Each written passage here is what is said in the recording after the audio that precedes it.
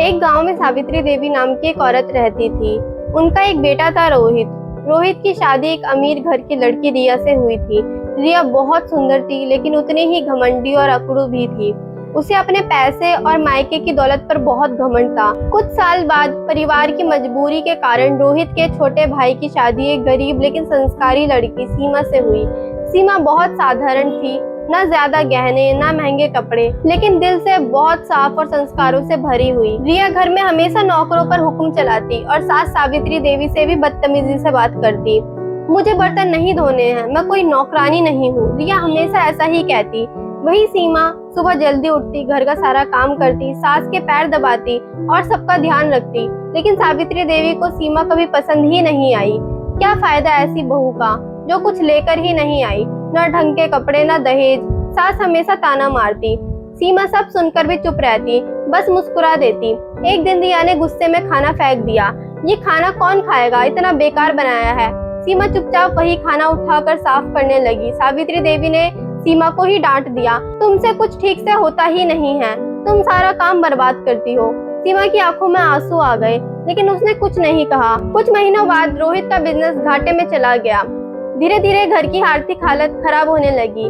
रिया जो हमेशा पैसों पर घमंड करती थी, अब परेशान होने लगी। मैं इस घर में नहीं रह सकती, यहाँ अब कुछ नहीं बचा, उसने गुस्से में कहा। और एक दिन रिया अपने मायके चली गई। अब घर में सिर्फ सीमा और सावित्री देवी रह गई। सीमा ने बिना कुछ कहे घर की जिम्मेदारी संभाल ली, खेतों में काम किया, सिलाई का काम शुरू किया और धीरे धीरे घर चलाने लगी। वह सास का भी पूरा ध्यान रखती।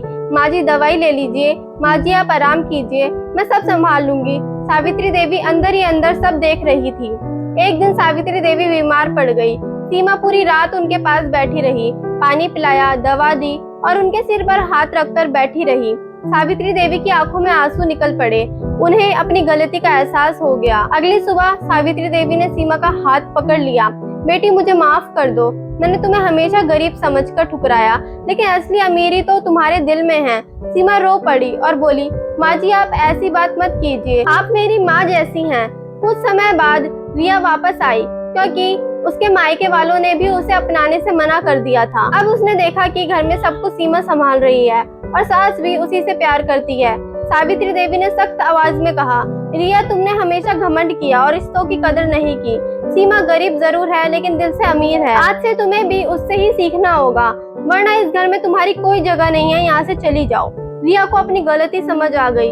वह रोते हुए सीमा के पास गई। मुझे माफ कर दो, मैंने तुम्हें कभी नहीं समझा। सीमा ने उसे गले लगा लिया और उसे माफ कर दिया।